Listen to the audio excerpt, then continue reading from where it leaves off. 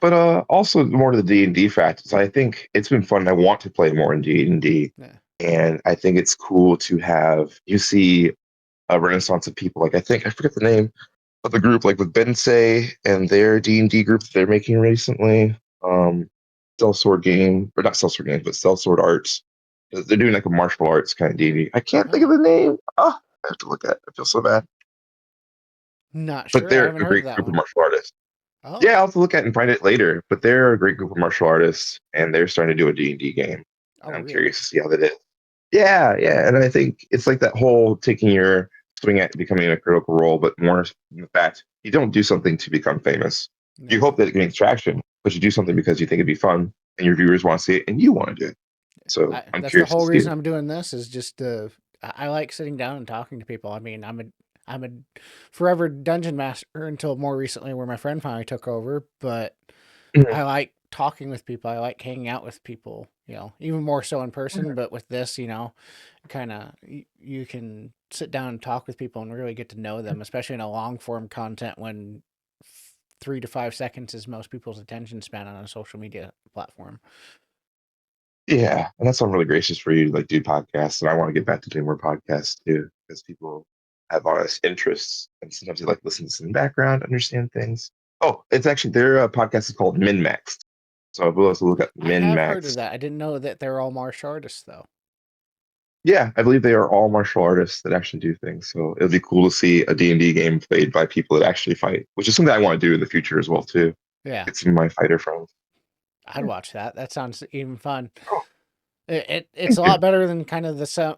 I've seen a couple of like themed like games where I'm just like, yeah, but like there's some out there like that. I'm like, okay, Mhm. I'd watch that. Yeah. And if not anything, it's something in the background. I hope they turn it into like more of a podcast setting too, where you can just listen to it. Like I don't know about you, but I loved really started getting back into D&D a lot more when I listened to Acquisitions Incorporated from like Penny Arcade and all of hmm them. When I was looking around, it's just so much fun to listen to That's and see. when I first started. That was who I wanted to be like before Matt Mercer came along. It was Chris Perkins that was the big DM online, and it's like I want to be It's like so him. cool. Everybody wants to be like Mhm. Matt Mercer. I'm still wanting to be like Christopher Perkins, who now works for Matt Mercer, ironically. Well, what? I mean, Matt Mercilessly said he is just absolutely amazing, and his voice acting talent, his connections are vast, and it's cool to see that they start working together. I didn't know that part, but yeah, Yeah, Chris Perkins him and is him and Jeremy awesome. Crawford joined Darrington Press last year after they got let go, or Chris retired and Jeremy got let go, I believe. So the two of the people Gotcha. that are the forefathers of 5e are now working for Critical Mhm. Role. That's cool. I can't wait to see where the things they grow. Yeah, But no, Chris Perkins, like his just personality and the way he just lights up a room and the way he highlights each player, and he's a master, absolutely. I do think, especially for fighters, as I've watched some fights and understood kind of Mhm. that, I think being humble is like a big thing. I think especially being a fighter, you have to be more humble because you get the snot beat out of you constantly. To where Mhm.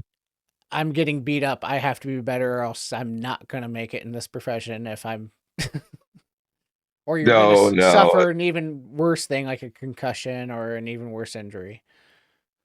very much so. And there's that humbleness. Like you want to be at least like you go in a fight to win. No one goes in a fight to lose. There are some times where you're like, oh, this person's really good. Maybe I didn't train as much as I had, but I'm going to put my best foot forward. Being humble, and you get some people that do want to be like the heels, or the people that are like, well, I'm the best there ever was. And sometimes it's true when they back it up, and you're like, oh wow.